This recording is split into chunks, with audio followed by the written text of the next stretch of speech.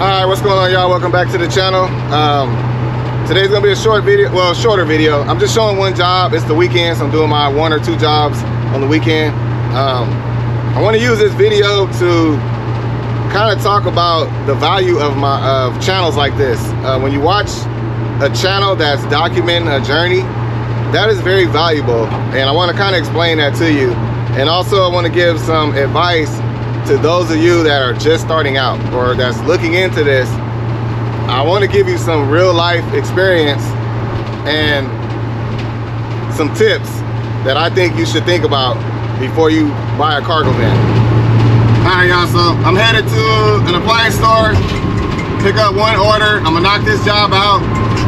It is paying over $100, and that's all I'm gonna tell you. It's kind of a rainy day today, but not too bad. All right, y'all, we loaded up. We got one refrigerator back there, and the route is 11 miles. All right, y'all, pulling up to the customer's house. The fridge is pretty small, so it should go right through the door. Shouldn't have any issues.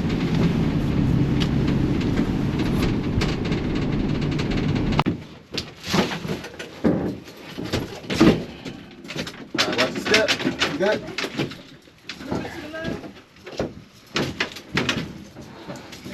Right there? Yep. Right. Just make sure I don't go rolling.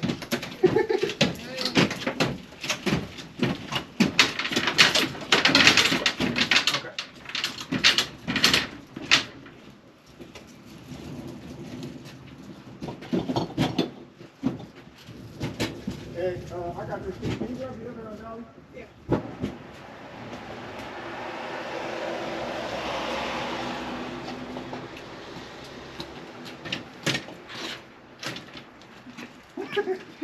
That's why you don't go sideways. No, I got it.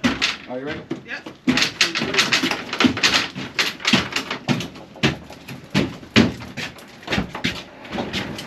All right. Thank you.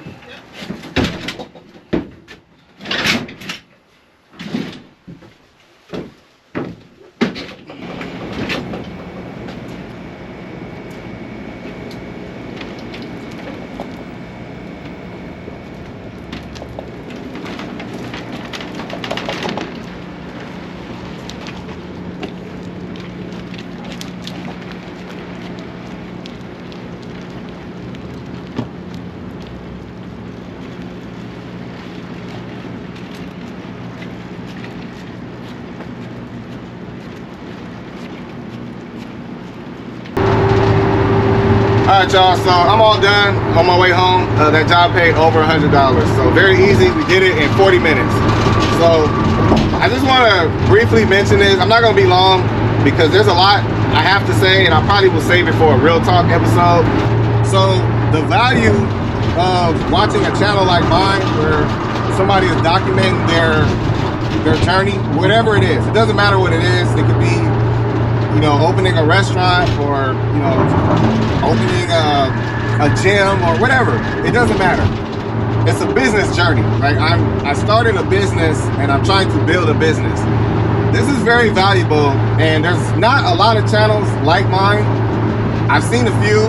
Majority of the content creators on YouTube in this space are just kind of showing you what it's like to do gig apps, or what it's like to do OTR, or whatever, stuff like that.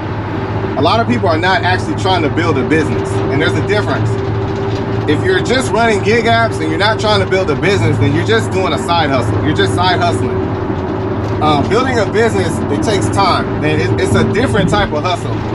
So I would say that if that's what you're trying to do, that's what my channel is geared towards. Geared toward people that are self-initiated and don't want to rely on another company. Like, they're trying to build their own business and get their own work. So the reason I bring that up is because, you know, I share a lot of personal information, and it's for your benefit. There's a lot of stuff that I don't have to share. I don't have to tell you about. I tell you about my income. I tell you about that I have passive income and all that stuff. Like, I have to tell you that because when I come out here and I do whatever I do, when I do my work, you know, I tell you like how much I try to make per day, per week, $1,200 a week. That's all based on my expenses and my cost of living. Everybody's different. And that number is actually higher than what I actually need. I do that on purpose. So my situation is, you know, I don't have to do this. And, you know, this, for me, this is more of a side hustle for me. But I don't treat it like that. I treat it like a business. The money that I try to make is like, I'm not thinking about any passive income, not thinking about any other money. I'm going at this as if this is the only source of income that I have. That's how I approach every day. And I think that's a good mindset to have. So anyway, I don't want to get deep into that. I'm just letting you know that I've showed you guys so much. I've experienced so much. I've showed you guys the start, the beginning, all the way to where I'm at now. I've showed you guys me trying different carrier companies. I showed you different gig apps. I showed you me trying OTR. I showed you guys me with the $1 million policy and why I lowered it back down. Like I showed you guys so much. It's very valuable information. I showed you guys my experience with the gig apps and the different companies and all the things that you have to deal with. I showed you guys the slow days. You got to make adjustments. You got to be able to adjust. You can't have it your way. Everybody wants to do easy.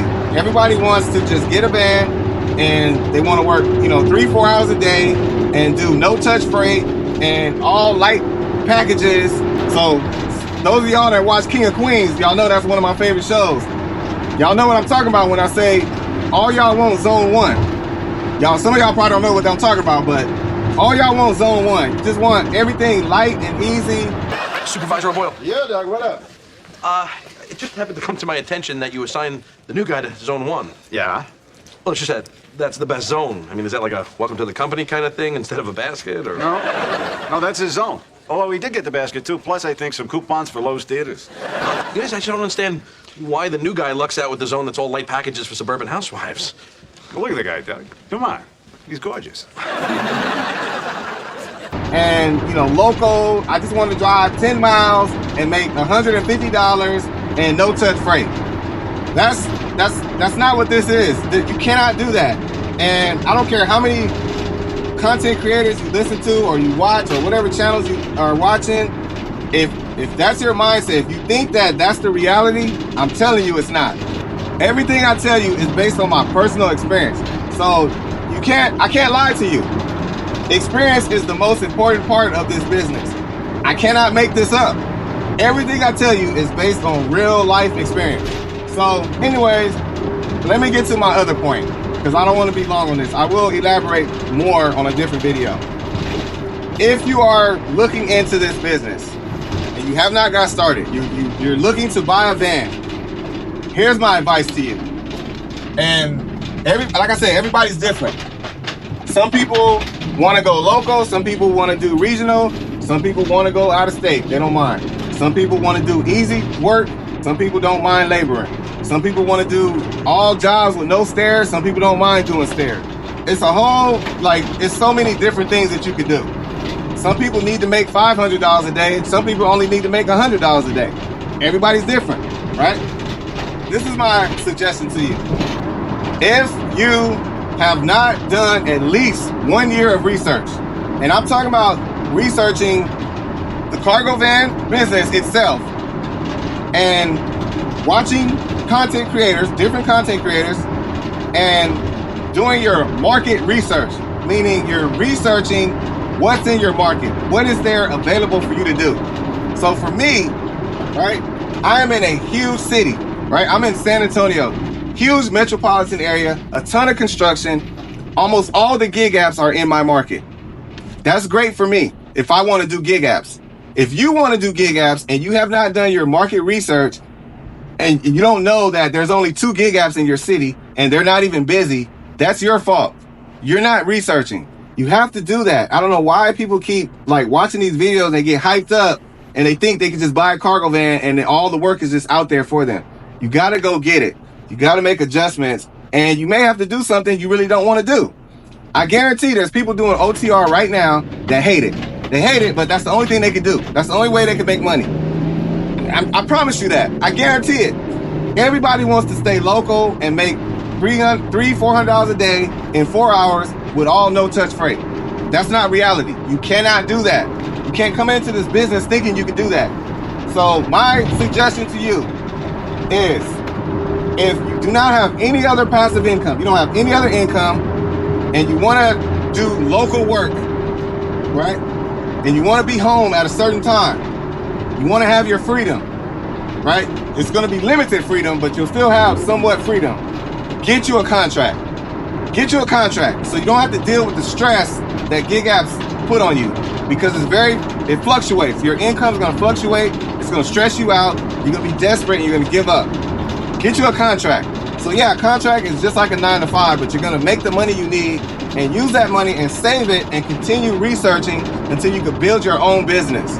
If you don't want to build your own business, get you a contract. Get you a contract and then subcontract somebody to do those routes. That's what I recommend to you. So this is a contract route in my market. And if I was not doing what I'm doing, if I did not have any other passive income and this was the only income I had in this van, I would go for that contract right here. This contract I'm showing you right here. I would do it. They're guaranteeing I think $300 to $400 or $500 a day, something like that. They're guaranteeing at least $300 a day. It's an 8-hour shift and you run a route. It's 5 days a week and you could probably subcontract on that route. I would do that. Save your money and build from there. That's reality. If most of those jobs like that, they only require you to lift like 50, 75 pounds, whatever. And anything bigger than that, you're going to use your tools, your hand cart and stuff like that. So I'm telling you right now, that is the best option for you starting out. If you're starting off, get you that contract route. If you are not willing to work, I'm going to end with this. If you're not willing to work, if you're not willing to lift anything heavy, if you're not willing to go upstairs, if you're not willing to deliver sofas to the 3rd floor of an apartment, you're not willing to deliver a refrigerator or a washer and a dryer, even if you got to go up to the 2nd floor, if you're not willing to do that and you just want to do local work and all light, easy, Amazon type packages, you're not going to make a lot of money. You're going to work long hours and you're going to burn yourself out. If you want to make quick, fast money doing local work, you got to be willing to do the labor. You got to be willing to do the orders that nobody else wants to do. In my experience, those are the highest paying orders. I love washers, dryers, refrigerators, sofas, everything that people run from, I will do it because that's the only job that I can do locally that's consistent, labor only jobs, and I can make $200 in two hours. Like, that's reality. So I'm just letting you know, I'm speaking from experience. You can listen to wherever you want to.